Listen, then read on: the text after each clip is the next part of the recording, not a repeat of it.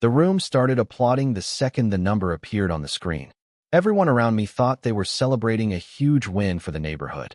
I was sitting in the back of that clubhouse realizing they might have just announced a success story built on something they never actually had the right to use. The number on the screen was $480,000.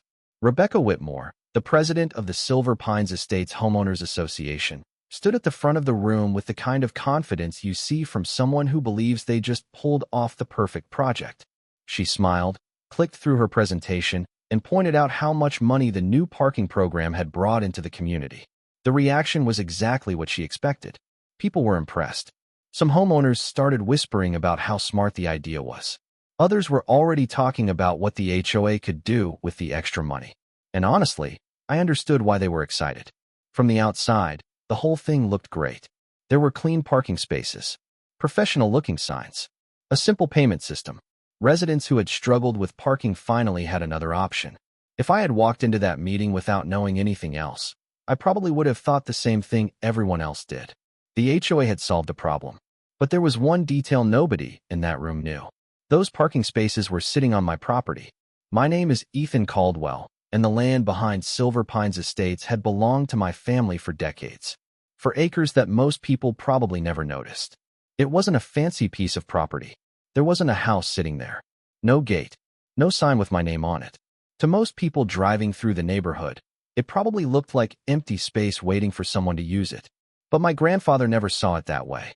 He bought that land in 1978, years before Silver Pines Estates existed. Back then, the area looked completely different. There were open fields, dirt roads, and a small workshop where my grandfather spent countless weekends fixing old equipment. That workshop was where I learned more from him than I realized at the time. My grandfather wasn't the kind of person who talked about owning things to impress people. He didn't care about showing off property or making sure everyone knew what belonged to him. For him, ownership meant responsibility. If something was yours, you took care of it. You kept records. You paid attention. You didn't assume important details would somehow take care of themselves. That's why he saved everything. Deeds, receipts, maps, every piece of paperwork connected to that property. When I was younger, I used to joke that he kept enough documents to fill a small office. He would just laugh and tell me, "You never know when one little piece of paper will matter." I thought he was being overly cautious. Years later, I realized he was just being prepared. For most of my life, I had no problem with Silver Pines Estates growing around the property. Neighborhoods change. People move in. Roads get expanded. That's normal. I wasn't one of those people who believed every new development was a threat. The families living there were my neighbors, and most of them were good people. The problem started when I noticed cars appearing on the land. At first, I didn't think much of it. Maybe someone had parked in the wrong place. Maybe it was temporary. I figured there was probably a simple explanation. Then I saw the signs. Silver Pines resident parking. Daily rates. Monthly permits. Suddenly, this wasn't someone making a small mistake. This was a full operation. Someone had taken a piece of my family's property and turned it into a revenue stream. What bothered me wasn't just that the HOA had made a mistake. Mistakes happen. What bothered me was how organized everything was. There were meetings. There were permits. There were financial reports. Everyone treated the parking program like it had always belonged there. And I could see why.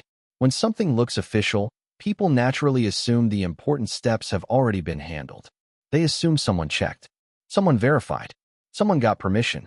But I had never received a call. Nobody had shown me an agreement. Nobody had asked if they could use the land. Still, I didn't storm into Rebecca's office demanding answers. That wasn't how I wanted to handle it.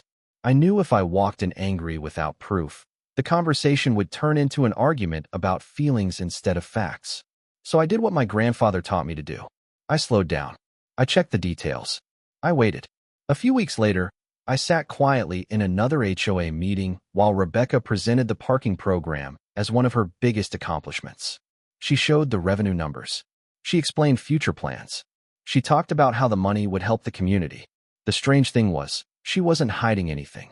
She was putting the entire story right in front of me. She genuinely believed she was sharing good news. She had no idea that her presentation was also showing me exactly what I needed to investigate. When the meeting ended, I didn't confront her. I didn't make a scene in front of the neighbors. I went home, opened the old filing cabinet my grandfather left behind, and pulled out the property folder he had protected for decades. I placed the original deed on my kitchen table and stared at the name printed across the page. Caldwell. My family name. Before I did anything else, I needed one answer. Not what Rebecca believed. Not what the HOA assumed. I needed to know how a parking lot ended up on land nobody had ever asked to use. The next morning, I grabbed the old property folder, tossed it onto the passenger seat of my truck, and drove to the county records office.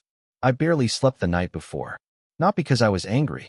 Honestly, anger wasn't going to help me figure anything out. I was more curious than anything else. I needed to know whether I was missing something. Maybe there was an old agreement my grandfather had signed decades ago. Maybe the HOA had some legal document that explained why they were using the land. Maybe this entire thing was just a misunderstanding. I wanted the truth before I made any move. The county records office was exactly what you would expect. Quiet. A little outdated. People sitting at desks surrounded by folders and paperwork that most homeowners never think about until something goes wrong. I walked up to the counter, explained what I needed, and requested the records connected to my property and the surrounding parcels. The clerk brought out several files, and I carried them over to a small table near the window. I opened the first folder and started going through everything slowly. The first document I found was the original deed from 1978. My grandfather's name was there. The legal description was there. The property boundaries were clearly listed. I felt a small sense of relief because at least I knew the land was still legally ours. But that only created a bigger question. If my family owned the property, why did the HOA believe it could run a parking business on it? So I kept looking. I searched for a purchase agreement. Nothing. I checked for a lease. Nothing. I looked for any recorded easement or permission agreement that allowed Silver Pines Estates to use the land. Again, nothing. I went through the records twice because I honestly expected to find something. Some missing piece that would make the whole situation make sense. But every time I reached the same conclusion. The ownership had never changed. No agreement had been filed. No permission had been recorded. The HOA had been operating on land that was still legally owned by my family. And that was the part that bothered me most. Not because I expected every resident to know the exact property lines. Most people don't spend their free time studying county maps. But when an organization creates a program, puts up signs, collects money, and presents it as an official community service, people naturally assume someone did the homework first. They assume the paperwork was checked. They assume permission was obtained. They assumed the boring details were handled before anyone started celebrating the results. But nobody had ever contacted me. After leaving the records office, I drove back to the property and parked near the edge of the lot. I just sat there for a while watching everything happen. Cars pulled in. Residents parked. People walked toward their homes. The signs were still standing. The payment system was still active. From the outside, nothing looked wrong. That was probably why the mistake lasted so long. The problem wasn't visible. The parking area looked like it belonged there. It looked planned. It looked official. But paperwork tells a different story than appearances. I knew I needed someone independent to verify what I had found. I didn't want to walk into a meeting saying, "I think you're wrong." I wanted to walk in saying, "Here are the facts." That's when I called Daniel Mercer, a licensed surveyor who had worked in the county for more than 20 years. I sent him the property records and asked him to review the boundaries. I deliberately left out my assumptions. I wanted his honest opinion. If I was misunderstanding something, I wanted to know before making a bigger issue out of it. 2 days later, Daniel arrived with his equipment and a small survey crew. At first, nobody paid much attention. A few residents glanced over as they walked by, but most people continued with their day. They had no idea why someone was measuring the same parking area they had been using every day. Daniel spent several hours walking the property, comparing the county records with the physical markers on the ground. His team measured distances, checked reference points, and carefully mapped the boundaries. Then he placed the first survey stake into the ground. It was just a small wooden marker. Nothing dramatic. Nothing that would make someone stop and stare.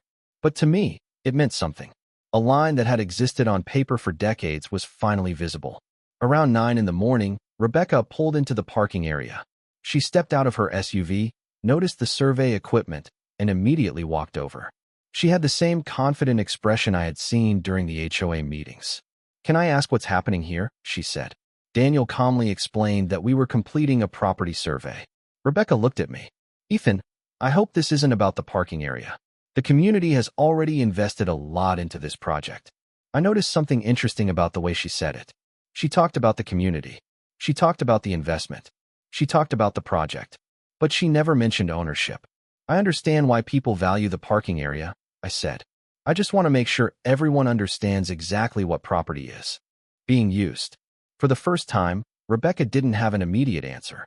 She looked across the parking spaces. Then she looked back at the survey markers. The cars were still there.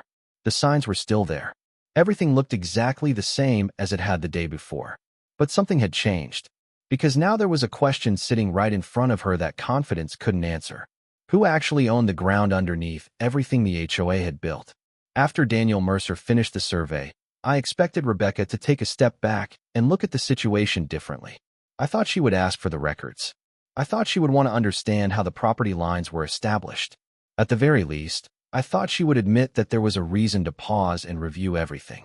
Instead, she went back to the same explanation she had been giving from the beginning. This area has always been considered part of Silver Pines, she said. The community has used it for years. And honestly, I understood why that argument sounded convincing. If you drive through a neighborhood every day and see the same cars parked in the same places, you start to believe that everything around you belongs there. Add signs, permits, meetings, and an HOA managing the process, and most people naturally assume the details were already handled. The problem was that nobody had actually confirmed those details. I decided not to argue with Rebecca. I wanted Daniel's final report first. There was no point turning this into a debate where everyone was defending their own assumptions. I wanted something much simpler. Facts. 3 days later, Daniel called me. Ethan, I finished reviewing everything, he said. The measurements match the county records. The parking area does extend onto your property. I sat there quietly for a few seconds after hearing that. I had expected the answer, but hearing it confirmed still felt different. Until that moment, there was a small part of me hoping there was another explanation. Maybe there was an old agreement hidden somewhere. Maybe my grandfather had made some arrangement decades ago that I didn't know about. Maybe the HOA had some legal reason for using the land. But there was nothing. Daniel explained that this was not just a minor issue near the edge of the property. The parking layout itself crossed the actual boundary line. Part of the spaces, along with the entrance area, were located on land owned by my family. This wasn't just a few residents parking in the wrong place. The HOA had built an organized program around property it had never confirmed it had permission to use. That evening, I sat at my kitchen table with 3 folders open in front of me. One contained my grandfather's property records. Another contained HOA meeting notes. The last one contained everything connected to the parking program. I wanted to understand how something like this happened. The more I read, the more I understood why Rebecca had been so confident. She hadn't created some temporary fix. She had created one of the HOA's biggest projects. There were resident permits. There were daily parking fees. There were monthly collections. There were plans based on future revenue. The parking program had become part of the story Rebecca told about her leadership, and that was the part one found interesting. I never believed Rebecca woke up one morning and decided to take my property. I don't think that was what happened. I think she saw a problem and wanted to solve it. She saw residents struggling with parking. She saw unused space next to the neighborhood. She saw an opportunity to create something people would appreciate. The problem wasn't the idea of improving the community. The problem was what happened before the idea became reality. Nobody stopped long enough to verify the foundation. I kept coming back to the same thought. A successful project can still start with a mistake. A lot of people can support something and still not know whether it was built correctly. That afternoon, I met with Clara Bennett, a property attorney I trusted. I brought the original deed, the county records, and Daniel's survey report. Clara went through everything carefully. She didn't make a dramatic statement. She didn't immediately talk about lawsuits or conflict. She just read the documents and paid attention to the details. After several minutes, she placed the papers together and looked at me. Your ownership is clear, she said. The next question is how the HOA responds once they see the same information. That was exactly what I had been thinking.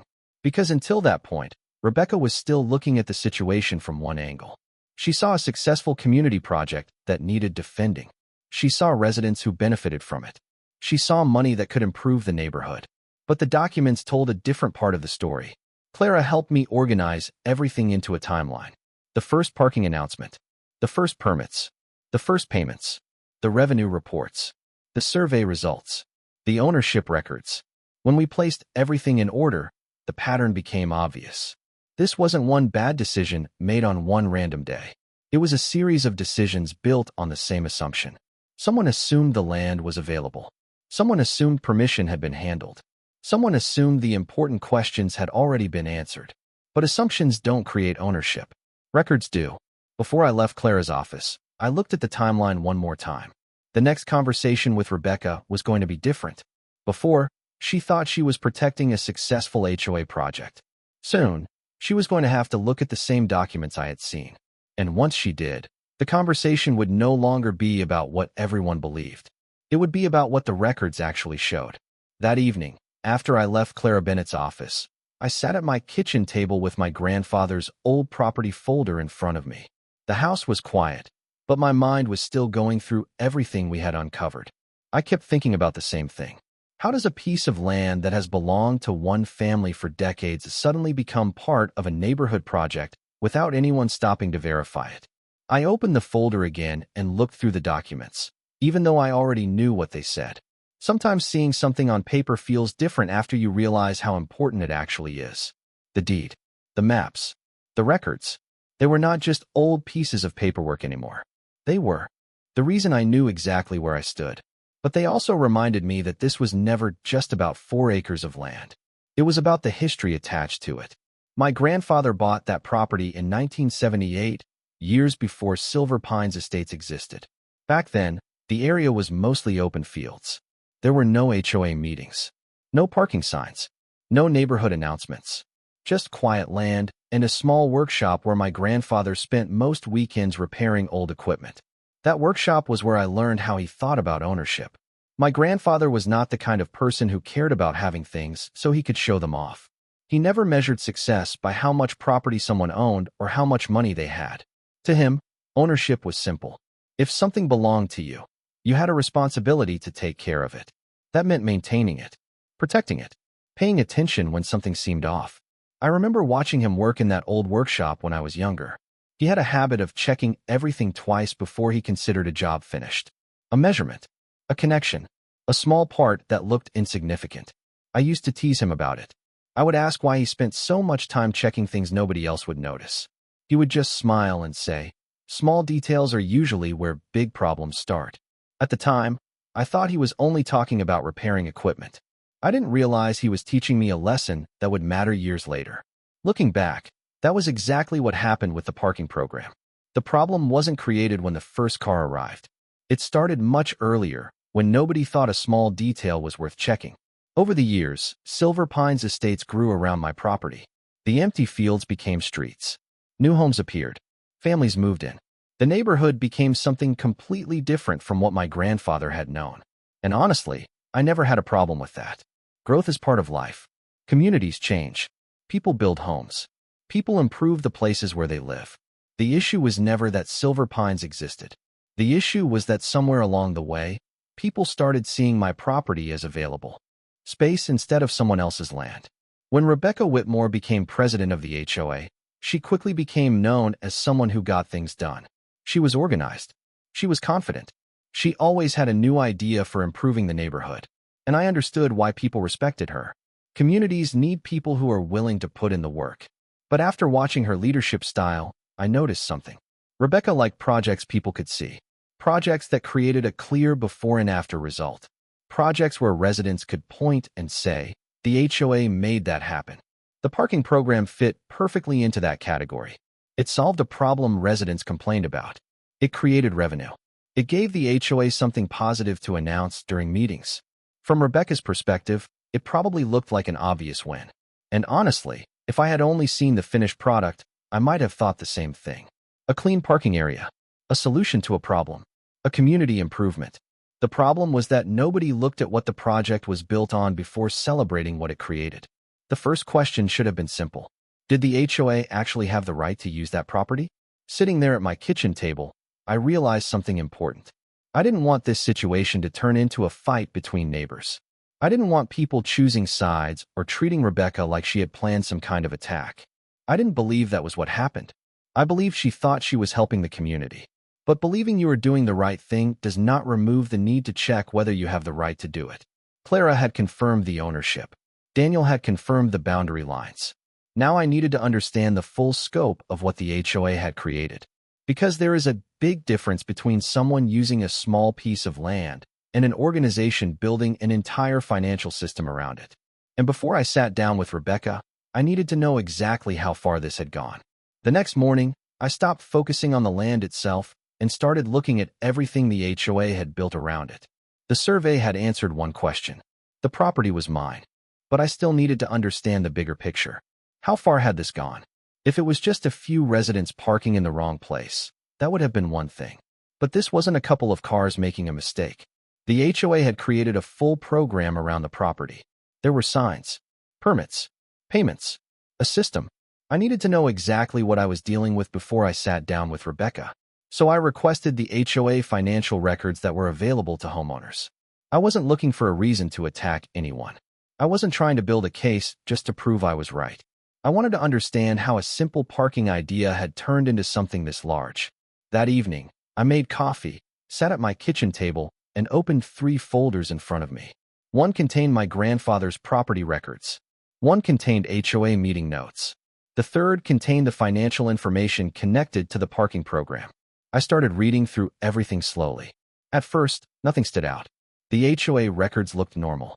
Landscaping expenses, maintenance costs, community improvements, the usual things you expect to see from a neighborhood association. Then I reached the section about the parking revenue. That was when I realized this was much bigger than I first thought. The HOA hadn't just allowed residents to park there. They had built an entire revenue system around the space.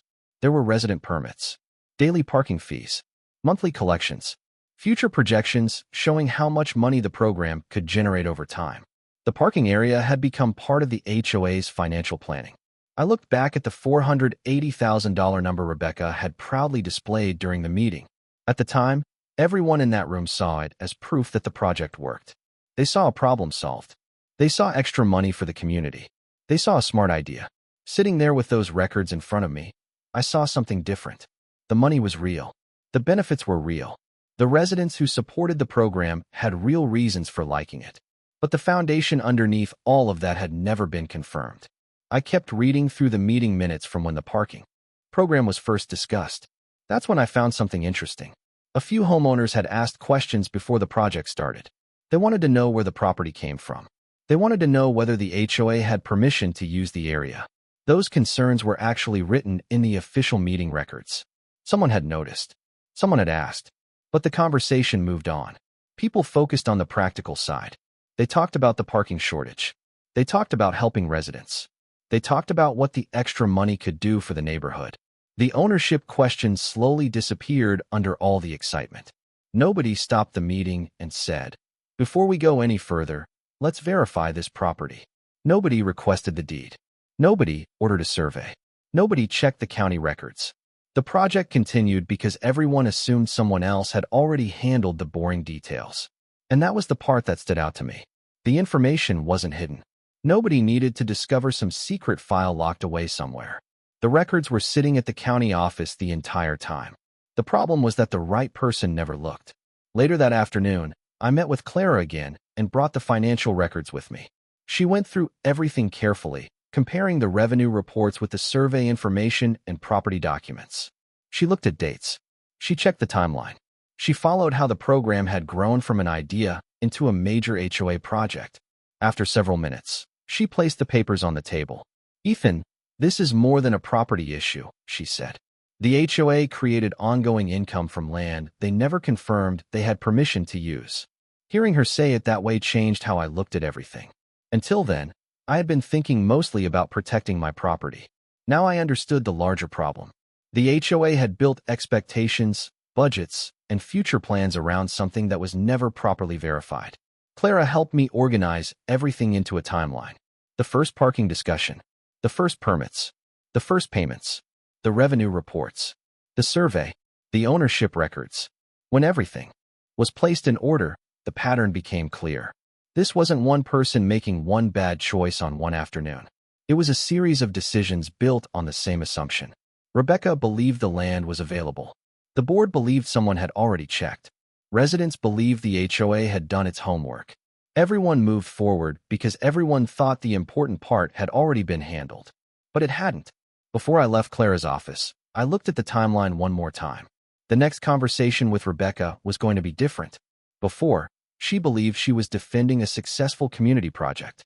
Soon, she was going to have to look at the same documents I had seen. And once she did, the conversation would no longer be about what everyone believed. It would be about what the records actually proved. After Clara finished reviewing the financial records, I knew the conversation with Rebecca was going to be different. Up until that point, Rebecca had been looking at the parking program from one angle.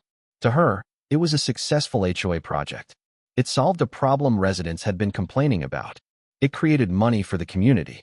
People supported it. From where she stood, the results were obvious. The problem was that the documents told a different story. Not about whether the parking program was useful.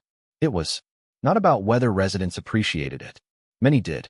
The real issue was whether the HOA had the right foundation to build that program in the first place. Clara suggested we organize everything before meeting with Rebecca. She wasn't interested in turning this into a fight, and neither was I. There was no reason to walk into that room angry. Anger makes people defensive. Facts make people pay attention. So we prepared everything. The original deed from 1978. The county property records. Daniel Mercer's survey report. The HOA financial statements. The meeting notes showing how the parking program developed. When I looked at all those documents together, something became clear. Each piece of information seemed ordinary by itself. A deed, a map, a financial report, a meeting record. But when you put them together, they showed the full picture. The HOA had created something that looked official. Residents trusted it. Money was collected. Plans were made around it. But the one thing that should have been confirmed before everything started had never been properly verified. A few days later, Clara and I met Rebecca in a small conference room near the county office. It wasn't some dramatic courtroom scene. There were no angry neighbors waiting outside. No cameras. No crowd looking for a fight. Just 3 people sitting at a table with a stack of paperwork between us. Rebecca walked in carrying the same confidence I had seen during the HOA meetings. She looked at the folders in front of her and immediately knew why we were there. "This is about the survey," she said. I nodded. "It's about the survey, the property records, and the parking program." She sat down and looked at me. "Ethan, I understand your concerns. But you have to understand something too. This project was created for the community. The board approved it. Residents supported it. It solved a real problem. And honestly, I expected that response." Rebecca always focused on the outcome. The people who benefited. The residents who were happy with the program. The improvements the money could create. I understood why she saw it that way. If you spend months building something, getting people excited about it, and watching it succeed, it is difficult to suddenly look back and question the foundation underneath it. Clara opened the folder in front of her and placed the first document on the table. "Nobody is saying the parking program wasn't useful," she said. "The question is whether the HOA had the authority to create it on this property." Rebecca looked down at the deed. Then she looked at the survey report. Then she studied the property map showing the actual boundaries. For several seconds, she didn't say anything. That was the first time I saw her without an immediate explanation. "There must have been some misunderstanding," she finally said. Clara nodded. "That is possible. But a misunderstanding does not change the ownership records." Then we moved through the financial documents. The permits. The revenue reports. The future. Projections. Rebecca turned each page slowly. I watched her expression change as she saw everything connected together. This wasn't just about parking spaces anymore. It was about how an entire operation had been created around property the HOA had never confirmed it had permission to use. "The board believed this area was available for community use," Rebecca said quietly. "Nobody intended for this to become a problem." I believed her. I really did. I never thought Rebecca sat in a meeting planning to take something that belonged to my family. I thought she saw a need, found what looked like a solution, and trusted that the details had already been handled by someone else. But that was exactly where everything went wrong. Good intentions don't replace verification. Clara leaned forward slightly and answered in the same calm tone she had used the entire meeting. Believing something is available and having permission to use it are two different things. Nobody spoke for a moment. The room was quiet. Not because anyone was angry, because everyone understood the difference. Before that meeting, Rebecca had been explaining why the project worked. Now she was looking at how the project had been created.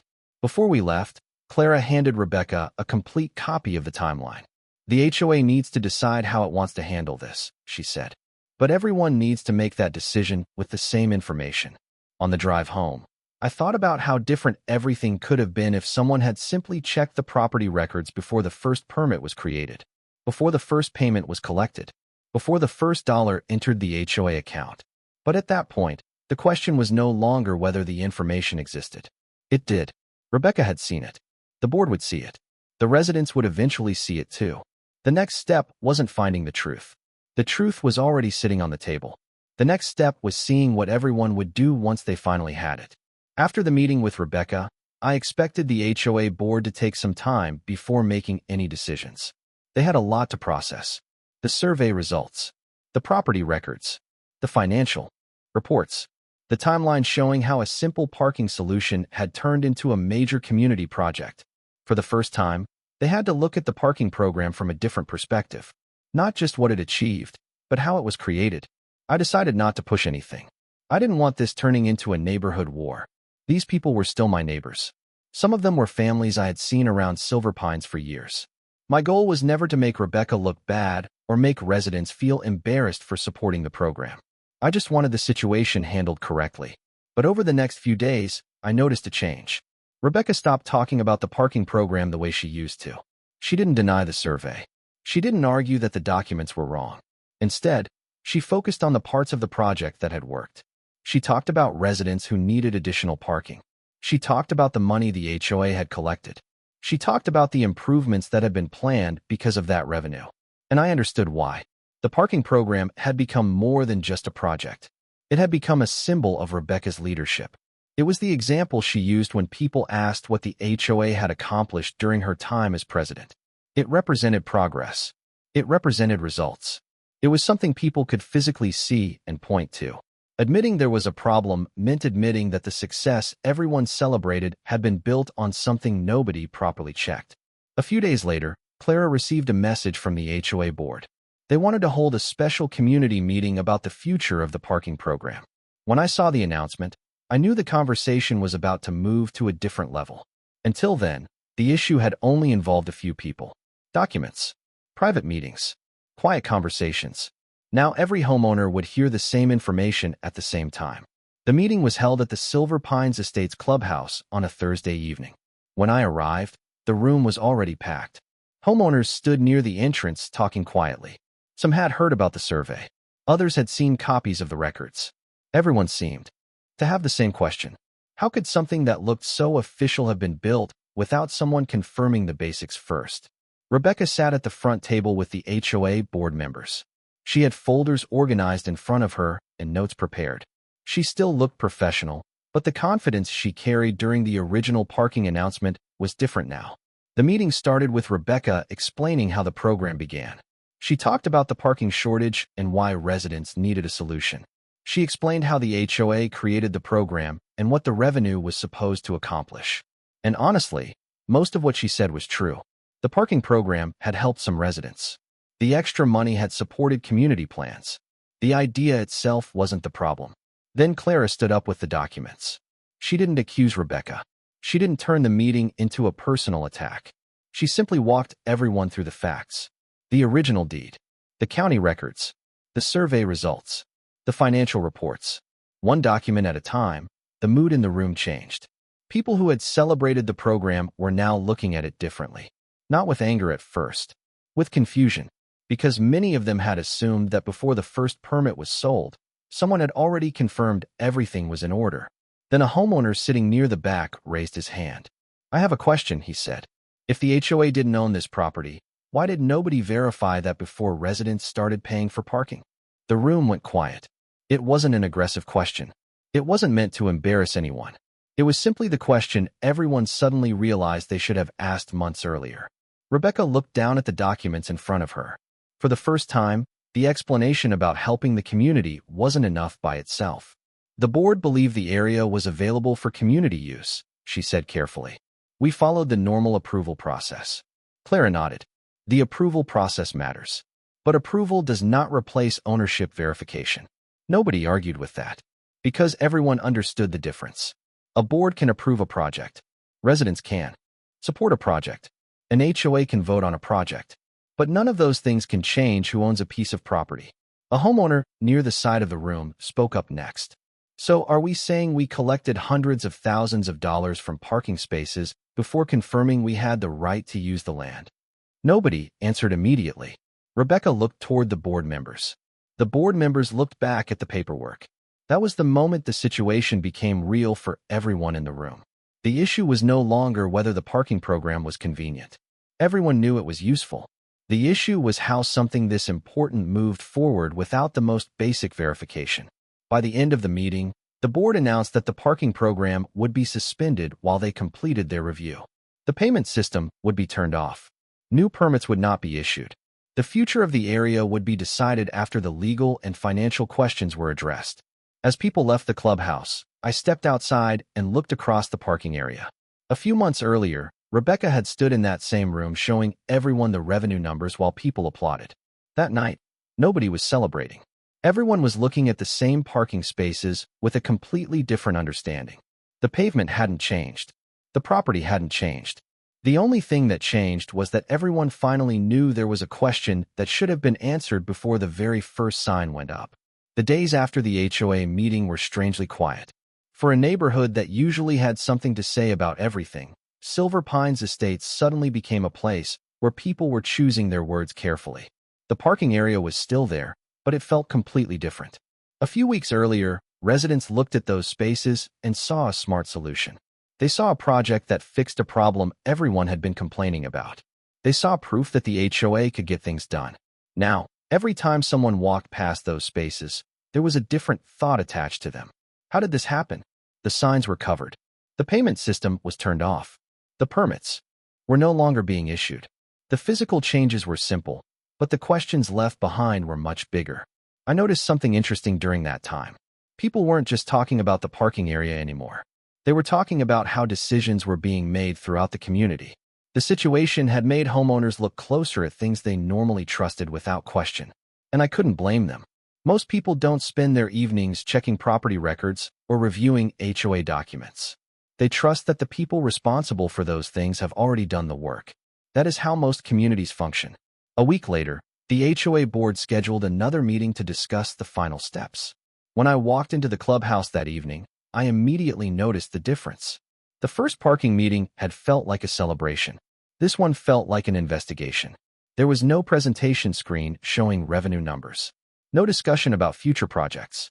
No excitement about what the HOA had accomplished. People arrived with questions. They wanted answers. They wanted to understand how a project that looked so organized could have moved forward without anyone confirming the basics. Rebecca sat at the front table with the board members. A folder of documents was placed in front of her. She looked prepared, but the confidence from the original announcement was gone. She wasn't introducing a new success story anymore. She was explaining what happened after that success was questioned. The meeting began with a review of the parking program's financial impact.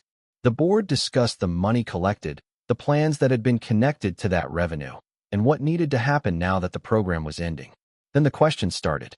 One homeowner asked why the property records were never reviewed before the first permit was sold. Another asked who was responsible for confirming ownership before the project was approved.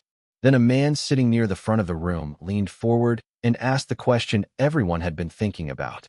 Can someone explain how we collected hundreds of thousands of dollars from parking spaces before confirming we had the right to use the property? Nobody spoke for a few seconds. It wasn't an angry silence. It was the kind of silence that happens when a simple question exposes a complicated mistake. Rebecca looked down at the documents in front of her. The board believed the area was available for community use, she said. Nobody intended for this situation to happen. And I believed her. I never thought Rebecca created the parking program because she wanted to cause problems. I believed she saw a need, found what looked like a practical solution, and trusted that the important details had already been handled. But that was the exact issue. Everyone had trusted someone else to verify the information. Clara then presented the final timeline. She didn't make accusations. She didn't exaggerate anything. She simply walked through what happened. The first discussion about parking. The first permits. The first payments. The revenue reports. The survey. The ownership records. Seeing everything together changed the way people viewed the situation. It was no longer just a disagreement between a homeowner and the HOA. It was a chain of decisions where each person relied on the assumption that someone before them had already checked. The board assumed the information was correct. Residents assumed the HOA had verified everything. The project moved forward because everyone believed the important questions had already been answered. Then Clara placed the final survey document on the table. It showed the exact property boundaries. There was no argument, no confusion, no room for interpretation. The survey didn't create the boundary. It simply showed what had existed all along. That was the moment everyone in the room fully understood what had happened. The HOA hadn't lost control of a parking lot. They had discovered they never had ownership of the land underneath it. By the end of the meeting, the board announced the final decision. The parking program would officially end. The signs would be removed. The payment equipment would be taken away. The revenue from the program would no longer be included in future HOA planning. They also created a new review process for future projects involving property outside the community. Ownership and permission would need to be confirmed before anything similar could happen again. There was no celebration, no argument, no dramatic speech. Just a room full of homeowners realizing that a simple mistake had grown into something much larger than anyone expected. After the meeting, I walked outside and stood near the edge of the property. Months earlier, people had looked at that land and seen parking spaces, income, and future plans. Now they saw something much simpler. They saw a piece of property with a history that existed long before the HOA ever arrived. And standing there, I realized the biggest change wasn't that the parking program ended. The biggest change was that everyone finally understood the difference between managing something and actually owning it. Several months have passed since the HOA officially shut down the parking program, and the area behind Silver Pines Estates slowly became quiet again. The signs were removed. The payment system disappeared. The steady line of cars coming and going stopped. The painted parking spaces remained for a while, but eventually even those started fading with time. What was once the center of a major community project became what it had always been before. Just land. My land. The same 4 acres my grandfather bought in 1978. The same place where my family spent weekends together long before Silver Pines Estates existed. Sometimes I would drive past that area and think about how strange the entire situation had been. At the beginning, almost everyone saw the same thing. They saw a problem being solved. They saw an HOA finding a creative solution. They saw a project that seemed to help everyone. And I understood why. If I had only seen the finished result, I probably would have had the same reaction. There were signs. There were permits. There were meetings. There were financial reports. Everything looked organized. Everything looked official. But there is a difference between something looking official and something actually being built on the right foundation. That was the part that changed the way people looked at the situation. The answer had never been hidden. It had been sitting in the county records the entire time. My grandfather's deed, the property maps, Daniel Mercer's survey. The information was always there. It just took someone finally asking the right questions for everyone to see it. After everything was resolved, the HOA changed the way it handled future projects. Anything involving property outside the community would require additional verification. Ownership would need to be confirmed before plans moved forward. Agreements would need to be reviewed before money was collected. It wasn't some complicated new system. It was simply the process that should have existed from the beginning. As for Rebecca Whitmore, I never saw her as some villain in this story. I know that might surprise some people. A lot of stories like this end with the HOA president being portrayed as someone who knowingly did something wrong. That wasn't what happened here. Rebecca saw a problem. She believed she found a solution. She built support around that solution. The mistake wasn't wanting to improve the neighborhood. The mistake was moving forward before making sure every important detail was correct. And honestly, I think that was the lesson most people took away from the situation. The parking program wasn't a bad idea because people wanted better parking. It wasn't wrong because residents supported it. It failed because everyone trusted that someone else had already checked the most important details. Looking back, The most interesting part was watching how quickly people's opinions changed once everyone had the same information. Before the survey, the parking area felt official because everyone treated it like it was official. After the survey, people understood that appearance and authority are not the same thing. The signs didn't create ownership. The permits didn't create ownership. The number of people using the property didn't create ownership. The land itself never changed. Only everyone's understanding of it changed. Today, I still maintain the property the same way my grandfather did. There is no parking business there. No payment machine. No permits. No revenue reports. Just open space. Sometimes I walk across the property and think about that old workshop where my grandfather spent so many weekends. I think about how carefully he kept every document. At the time, I thought he was just being organized. Now I understand that he was protecting something bigger than paperwork. He was preserving a connection between generations. He understood that protecting something valuable often means paying attention to the small details other people overlook. The last time I saw Rebecca near the property, the scene was completely different from the first HOA meeting. There was no presentation screen behind her. No crowd applauding revenue numbers. No discussion about future profits. Just a quiet piece of land sitting exactly where it had always been. The same land my grandfather bought decades earlier. The same land that waited patiently while everyone believed they already knew the answer. And when I think about everything that happened, I don't remember the arguments. I don't remember the meetings. I don't remember the paperwork spread across the conference table. What I remember most is how simple the answer was from the beginning. I didn't need to convince everyone with a speech. I didn't need to win by being louder than anyone else. I just needed the records to speak for themselves. Because sometimes the strongest response isn't a confrontation. Sometimes it's a document that has been sitting quietly for decades, waiting for the moment when someone finally decides to look.